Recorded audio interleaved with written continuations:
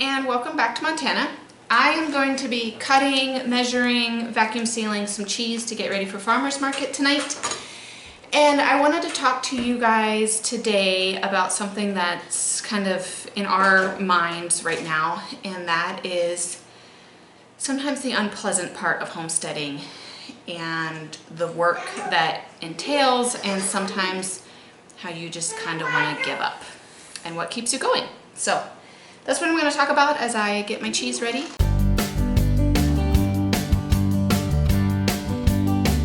For those of you who don't know me, I'm Cece. My husband Kirk and I homestead in the big beautiful state of Montana.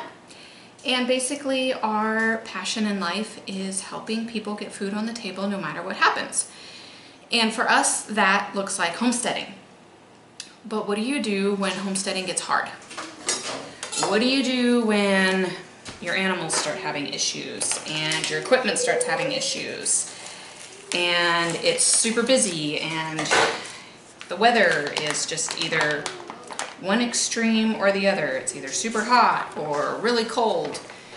And so many times homesteading is almost romanticized, I think. It's kind of, and everybody's like, oh, that's such a beautiful thing that you do. And overall, we love it. We really do. But there are times that it's hard. And there are times where we think about what would happen if we just scaled it way back. Because right now we have 2 milk cows. We're milking twice a day. We have chickens, we have ducks, we have a horse, you know, along with other random barn creatures. And sometimes it gets really hard. Not gonna lie. Right now, one of our cows has 2 sore spots that we cannot get healed up, and we thought we knew what it is, and it's not healing up. So let me see, how do I clear this? See how many pounds of cheese that is. We're at 3.10 pounds or something like that. So now I gotta see if I can cut it up. But anyways, so we have a cow that's kind of struggling to heal up. And then Kirk took the horse to a trainer, and she ended up having an accident and hurt her foot. She's gonna heal up fine from it, but he had to bring her home because it's gonna take some time to heal.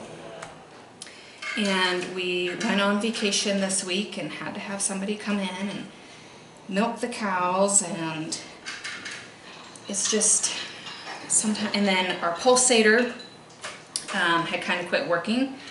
Had to order another one, and then we found an older one that works just fine, so we ended up spending money on a pulsator that we didn't need. And we're having a hard time keeping our equipment clean. The dairy brand of stuff that we're using, we are struggling to keep the hoses clean. And all of that to say, when you homestead, I had to remind myself that that's normal. You're gonna have issues. There's a saying out there that if you have livestock, you're gonna have dead stock. Now, we don't have dead stock, but we definitely have issues. And, you know, that's normal. It's to be expected. But how do you help with your head and your emotions when these things go wrong? Or when it seems like it's a lot and it's heavy? You have to remind yourself, why are you doing it? Why are you doing it? For us, we're doing it for us. We want to be able to put food on our table no matter what happens. And then we also want to help other people put food on their table no matter what happens. I think it's one of the worst, stupidest things out there, that good, healthy food costs more than the preservative junk that you can buy. And so we want to provide farm fresh food at a price that people can afford. And, you know, a lot of these people, a lot of our customers are friends. And so we want to provide that for people. And it's not even that we're having customer issues. We're having animal and equipment issues right now. Our customers are great. And I just had to remind myself, why are we doing it? And also get it out of your head that it's going to be perfect and fun all the time. Just like you can be at a job that you love, and there are still going to be days that you struggle with it.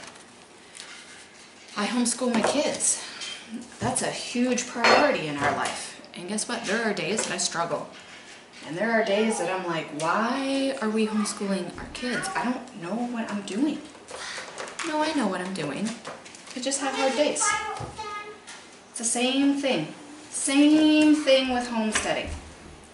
There are days it's going to be hard.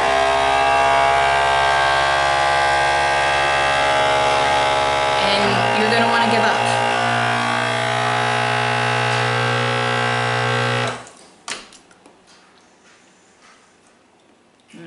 That's a good cheese.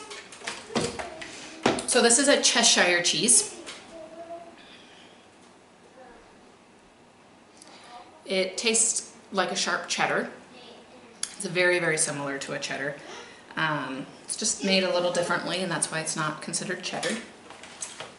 And then I cut everything, and I measure or weigh it. And then for farmer's market, I am doing about $1 an ounce. So, depending on how heavy it is depending on what I charge for it. Okay, so this is what they're starting to look like when they're vacuum sealed. This one is 7 ounces. This one ended up being more like 6 ounces. I just kind of round up or down to the closest amount of ounces. But there are days that it's hard. And sometimes I have to stop and remind myself, why am I doing it? And know that I can't make a decision on 1 or 2 hard days. I need to ride it out. We picked up some antibiotic spray for this cow that we're going to spray on these wounds and see if they heal up. The horse is going to heal up. We have different options and ideas to get our milking equipment cleaner. We may have to soak some hoses overnight in some strong cleaner, and then we may move forward with a completely different cleaner. These are all fixable solutions. Sometimes it seems like there's a lot of issues piling on top all at the same time, and you have to ride the waves out. And ultimately I come down to, do we feel like this is what our purpose in life is? Do we feel like this is what our calling is, our passion, our purpose? And yeah, it is. And so why do we think that we would be exempt from hard times?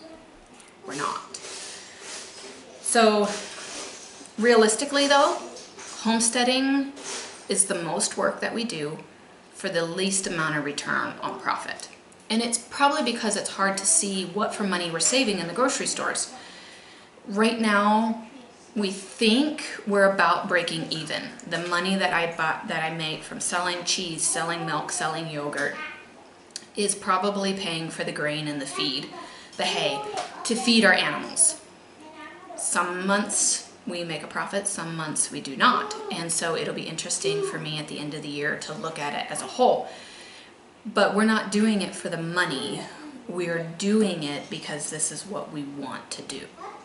And we just have to ride the waves out. So all of that to say, homesteading is just like any other journey you take in life. There's a lot of good stuff. Be prepared for days that you want to give up.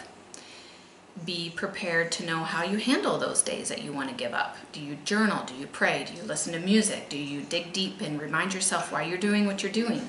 Do you go out and be with your animals, walk around, go, wow, this is a really good life. I need to just be okay with this hardship right now. My encouragement is, don't make big life decisions because you have a hard season of life, whether that's in homesteading or in anything else. So thanks for coming to my so-called TED Talk. And I've got to vacuum up the rest of this cheese. I've got about 4 more wedges here. And then later today, I'm going to be doing milk delivery and setting up the table at farmers market. So till next time, hope you guys have a great one.